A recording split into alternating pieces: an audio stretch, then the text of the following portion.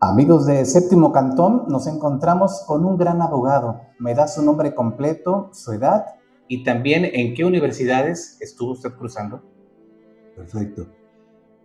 Por decisión de mis padres me impusieron el nombre de José Luis. Por regulación legal me corresponden los apellidos Becerra y Ballesteros. ¿En dónde estudié? Bueno, mi historia viene desde la primaria porque no había kinder. Puras instituciones oficiales, nada, ninguna particular. Primaria, secundaria en Tecuala, preparatoria, la única que había aquí en Tepic era el Instituto de Ciencias y Letras del Estado, y de aquí, la primera vez que en la Universidad Nacional Autónoma de México se hicieron exámenes de admisión. Nos fuimos un grupo de egresados del instituto y afortunadamente todos logramos la admisión en la UNAM. Soy miembro de la generación 1962 a 1966 de la Facultad de Derecho de la Universidad Nacional Autónoma de México. Ahí ese es mi alma mater. No he cursado en alguna otra institución local. Sí, el doctorado, que hasta la fecha no he presentado el examen de grado, pero sí he concluido en la Universidad Panamericana, Campus México. Licenciado, ¿cómo son los inicios de un joven nayarita que quizás no tenía las mejores condiciones económicas para estudiar? Mira, depende del lado que te encuentres. Yo puedo hablar de mi historia particular. Venimos desde abajo. Es difícil, muy difícil sostener. Y con orgullo lo digo. El producto de mi carrera profesional se la debo a las mujeres de mi casa, a mis hermanas y a mi madre. Si no hubiera sido por ellas, yo no hubiera podido estudiar. En la situación económica, pues trabajando, todos, poco a poco. Me mandaron con mucho, mi madre hizo el esfuerzo de mandarme a estudiar, me apoyaron mis hermanas. Es muy difícil, no es como ahora. Ahora hay muchísima facilidad, no estudia y no obtiene una carrera el que no quiere. En aquel entonces estudiaba y lograba algo el que podía y quería. Ese es a base de esfuerzo. Muy difícil la situación. Ahora, hace poco me comentó otro profesionista que para ahora es muy sencillo comparar, porque ahora el estudiante lo tiene casi todo. Computadoras, bibliotecas, apoyo familiar, todo. En cambio nosotros, no había bibliotecas aquí en Tepic. La única biblioteca que yo recuerdo era la de la Escuela Presidente Alemán. No había. Libros teníamos que ir a buscarlos a Guadalajara o a México. Cuando ya estábamos aquí, no había dónde localizarlo. Muy limitada la época que a mí me correspondió. Y lo puedo decir porque la historia vivida es muy larga, son 80 años ya cumplidos. Entonces, la preparación de la preparatoria o bachillerato único, así como de la universidad, pues fue muy limitado todo. Difícil, pero no es una queja, al contrario, es un orgullo haber llegado en donde estoy. Pero quiero ratificar, soy el producto del apoyo de las mujeres de mi casa. ¿En qué año nació usted? ¿Qué día? 1944, 6 de mayo, en Amatlán de Cañas. Quisiera que nos platicara cómo fue el día a día de un joven nayarita que se va precisamente a la capital a buscar una forma honesta de vivir. Te lo voy a contestar en plan de broma. Cuando llegábamos a la Ciudad de México, todos los provincianos, pues nos trataban en una forma casi como de rancheros. Y nos decían que si llevábamos sombrero, que si llevábamos el morral y que si llevábamos el hueso aquí de identificación. ¿Por qué? Porque para cruzar una calle, hermano, agárrame de la mano y el sombrero y vamos a cruzar. Es broma, muy difícil. Sin embargo, Yo recuerdo de la Ciudad de México muy buenos detalles y anécdotas.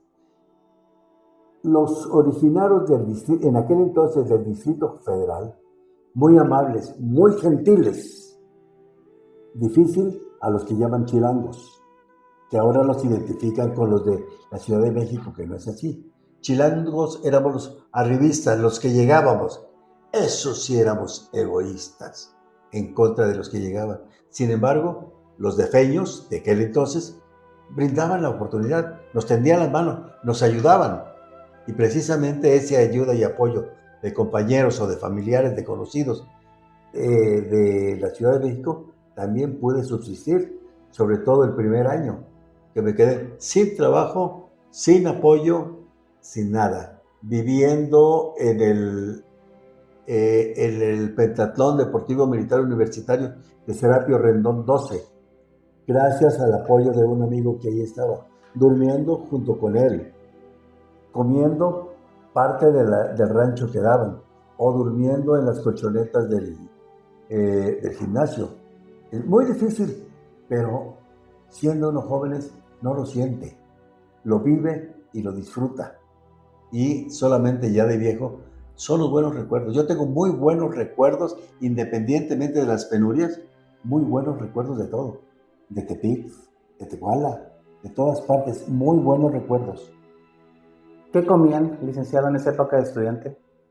¿Recuerda? Digo, si comían. Precisamente por eso es la sorpresa, lo que se podía. El primer año pasé una época muy crisis, de 3 meses, sin un quinto. Me empezaron a conocer por el Barbas o Castro, por Fidel Castro. No tenía para rasurarme, no tenía para los camiones. Me colaba de ida a la universidad entre la aglomeración de gente para no pagar. Para regresarme, le pedía a mis compañeros 35 centavos que costaba el boleto para el camión. ¿Qué comíamos? Lo que pudiéramos. Lo que pudiéramos. Es la época en donde se conoce no el hambre, la hambruna. Como consecuencia de ellos, unos días más me voy a tener que operar o me van a tener que operar de hernias que tengo en el estómago, hernias hiatales, etcétera, etcétera. ¿Por qué? Porque durante 2 o 3 meses trabajó el estómago casi sin alimento, y lo que digo, se me deshieló. ¿Qué era en esos 3 meses de primer año? ¿Qué era lo que comía? Un huevo revuelto, jitomate, cebolla, para hacer una torta grande, una torta de aire, un cuartito de leche y un pan que llamábamos ladrillo, parecido al bolillo de ahora. Ese era el alimento del día. Bajé a 45 kilos de esta estatura. Ahorita peso 85, pero bajé al peso de 45 kilos en aquel entonces. ¿Qué comíamos? Lo que se podía, o lo que nos ayudaba. Pero había una costumbre también entre los paisanos de Tecuala, que fue en donde me crié. Ya sabíamos las penurias de cada uno. Llegábamos a la hora de comida y venían las bromas: vete a comer. No, ya comí, no es cierto. Todos hemos pasado lo que tú. Vienes a comer, ándale, siéntate. O sea, había mucho apoyo estudiantil. Había mucho apoyo entre compañeros. Había mucho apoyo entre paisanos. Y había mucho apoyo de los del Distrito Federal. ¿Recuerda algunos compañeros nayaritas que hayan coincidido con usted en esa época? Voy a recordar uno nada más, Javier Alcántara Rodríguez, que fue, ya falleció hace 2 o 3 años. Javier Alcántara Rodríguez, que fue el que me tendió la mano en el pentatlón. Él me permitió un lugarcito de su cama individual. Él me compartía la charola de comida. O como pertenecía a la banda de guerra, los que tocaban rancho les daban doble ración. Me pasaba una a mí. Prefiero mencionarlo, honor a quien honor merece. Javier Alcántara Rodríguez. ¿Cuántos años para lograr finalmente cumplir ese sueño? ¿Cuántos años? ¿Contamos desde primaria o contamos nada más la profesional? La profesional. La profesional. Entré en el 1962 por cuestiones de enfermedades, tanto de la dentadura con infecciones en la dentadura, en la extracción de una muela, el fumar mucho, café, todo para un examen que es el de obligaciones, que es mi orgullo. Tuve que perder 3 materias porque se me enfermó la pleura y no pude presentar exámenes, perdí años. Ingresé en 1962, la generación era 62-66. Vine saliendo después del movimiento de 68. Me tocó el movimiento de 1968. ¿Cómo vivió esa etapa del 68 como joven? Simple y sencillamente vivía mi familia y yo como a 5 o 6 cuadras de Tlatelolco. Me tocó vivir mucho de esas cosas. ¿Tuvo miedo? Mira, el joven es muy arrogante, no mide peligro. Y el miedo, todos lo tenemos. Todos lo tenemos. Es la actitud de enfrentarte a los problemas. El miedo se vence enfrentándolo. Claro que sentimos miedo. Claro que me tocó correr para que no me alcanzaran las fuerzas del orden, por no decir el ejército. Pero claro que tuve miedo, viendo el incendio, viendo cómo eran golpeados mis compañeros, cómo viendo y participando en la marcha del silencio, más de 200,000 personas en protesta, en silencio, completamente, únicamente se oían las pisadas. Claro que sí da miedo, pero precisamente bendita juventud, que ya no tengo, son los que hacen la transformación del país, no los viejos, ni discursos ni nada. Son los jóvenes, como aquel entonces éramos los jóvenes los que nos enfrentábamos a las situaciones. Licenciado, finalmente, después de ese largo caminar, ¿logra usted salir de su universidad? ¿Se tituló inmediatamente o pasaron años para su titulación? 6 años de paciente, solamente porque terminé las materias completamente, me vine aquí a Tepic de tránsito y sin embargo a invitación del licenciado Juan Echegaray Aguirre me quedé aquí en Tepic. A los 6-8 meses me casé y se me vinieron los hijos encima. Entonces me convertí en proveedor. Muy difícil la titulación, porque desde aquí hasta México, estar haciendo la tesis, viaje, revisión, etcétera, fueron 6 años de paciente, pero afortunadamente lo puede decir mi compadre Miguel Soltero García, que estuvo presente en el examen, recibí una felicitación especial. No podía lograr mención honorífica porque las calificaciones no me lo permitían, porque reprobé algunas materias, por la situación de que dejé de presentar otras, pero me siento orgulloso al haber recibido una felicitación especial por el jurado. Licenciado, finalmente se titula, está usted durante un tiempo como pasante. ¿Qué materia fue la que le apasionó o donde usted dijo, yo quiero ser civilista, quiero ser penalista o quiero ser de todo un poco? Mira, salimos siendo todólogos y la vida nos va acomodando. Casi los que ingresan a la Facultad de Derecho se creen unos grandes penalistas, yo no. Yo fui más bien enfocado a la materia civil, porque en la materia civil hace que yo diga que la carrera es la más bella del mundo, independientemente sin menospreciar a la medicina, salvar vidas y todo lo demás.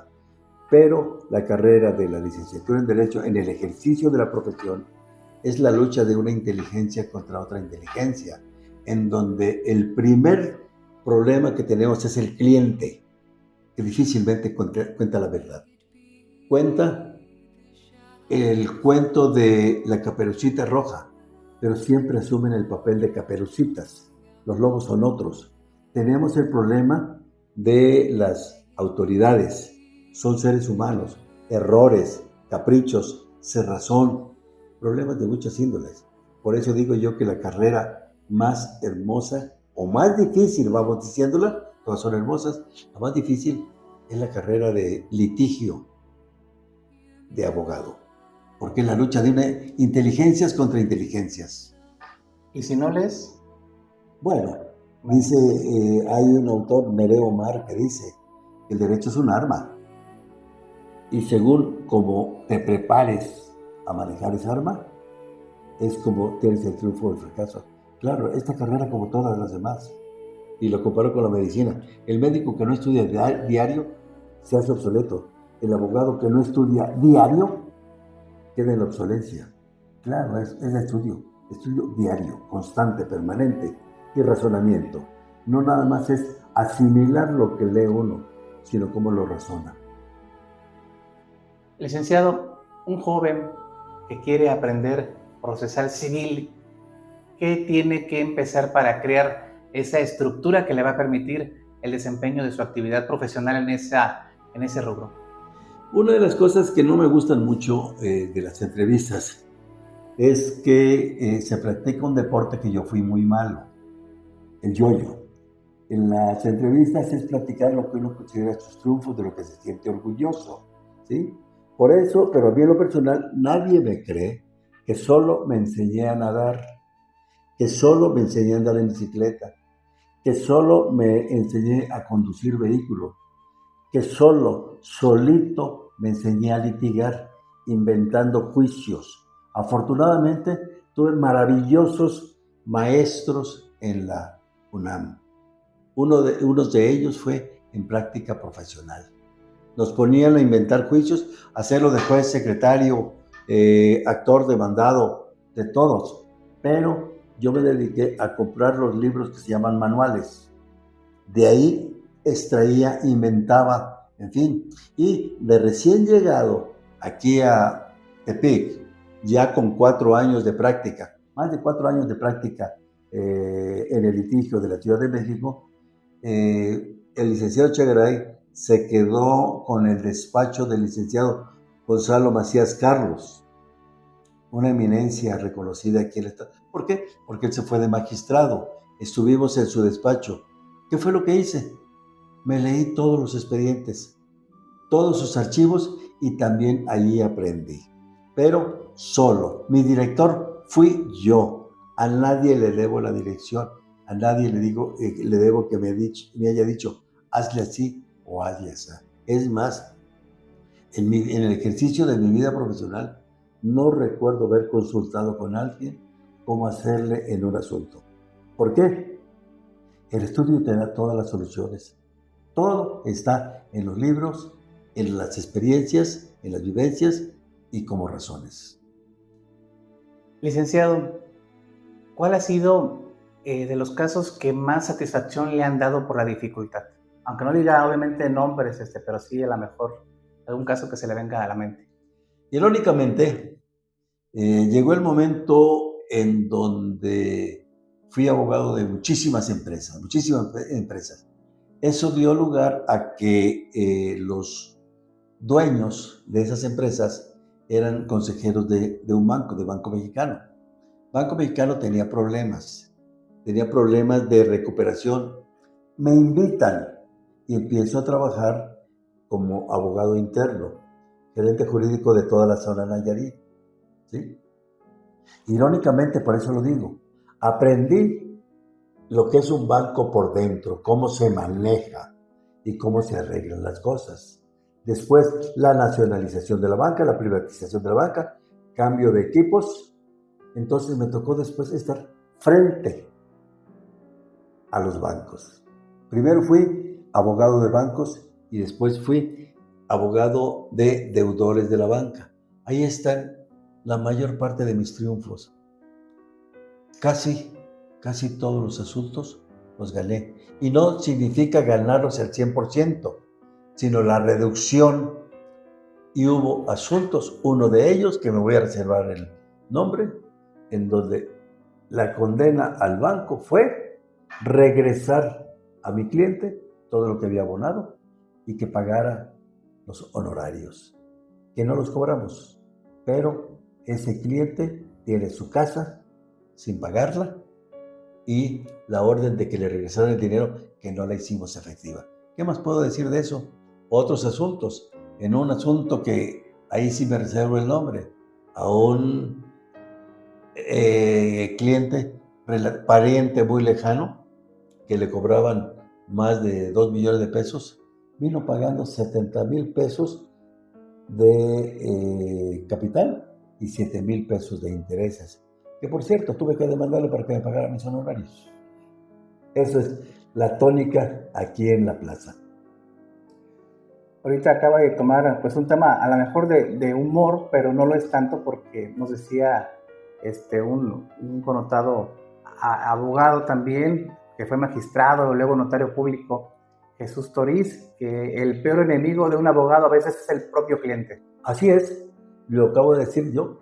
El primer trastorno, no le quiero llamar enemigo, lo llamo contrario.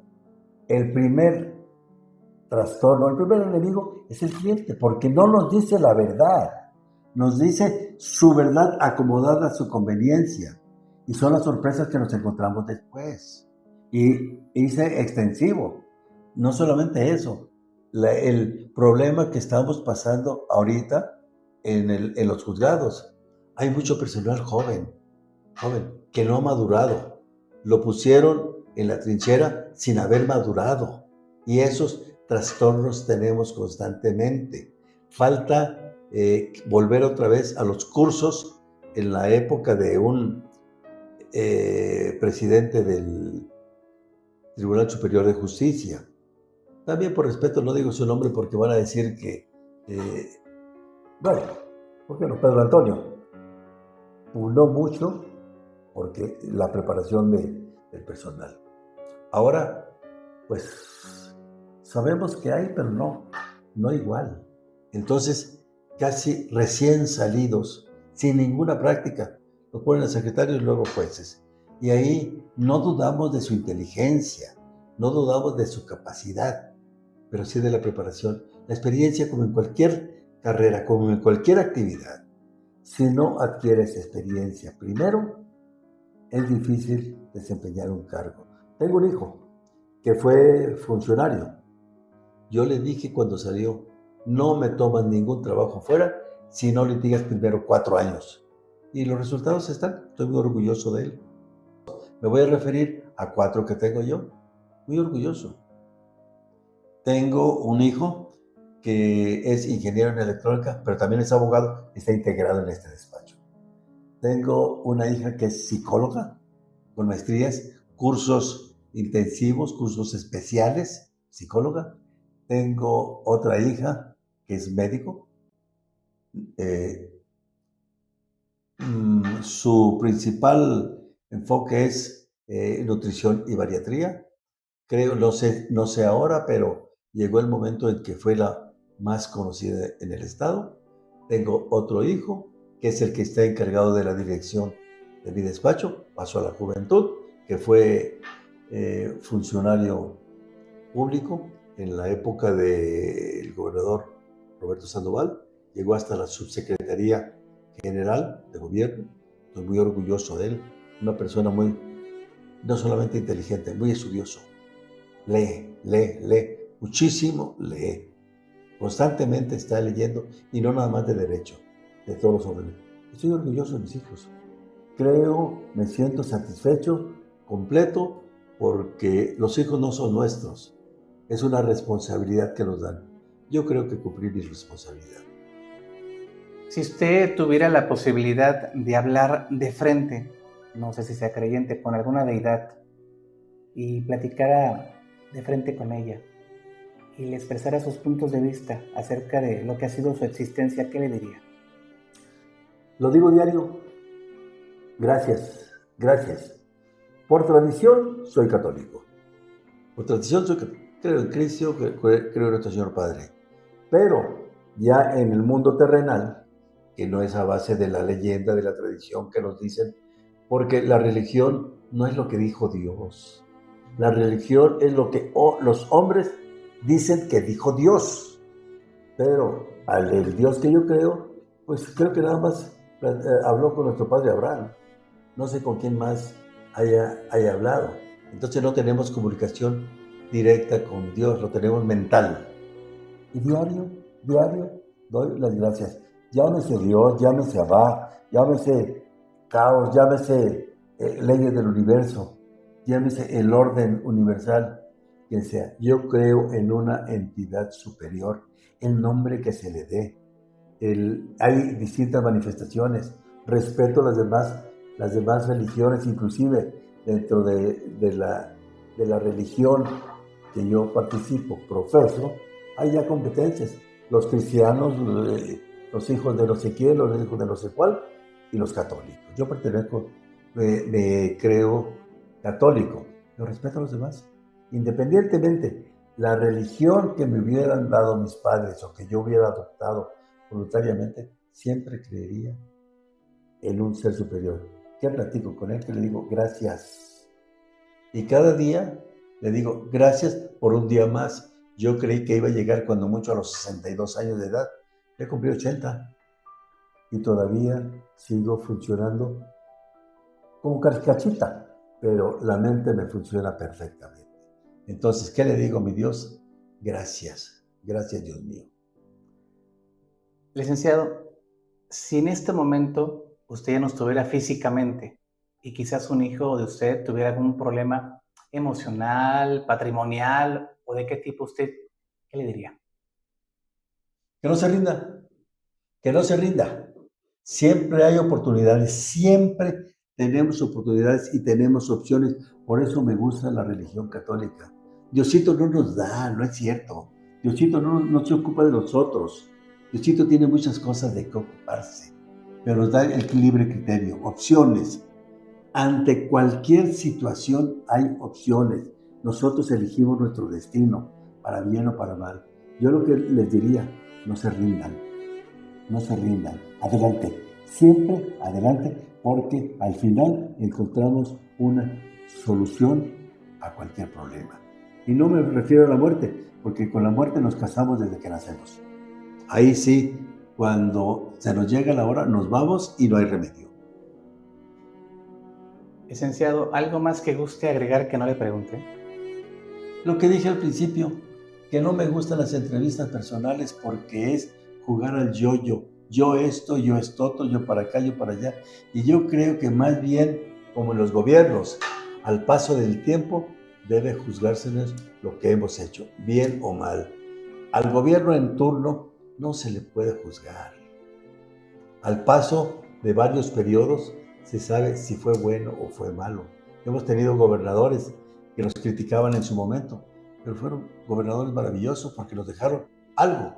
Julián Gascón Mercado, el extinto en aquel entonces coronel y después general, nos dejó paz y tranquilidad. En forma ruda, pero nos puso el Estado en paz. Ahora, pues sí, dicen del gobierno hay muchas cosas buenas, se critican, según del lado en que estén.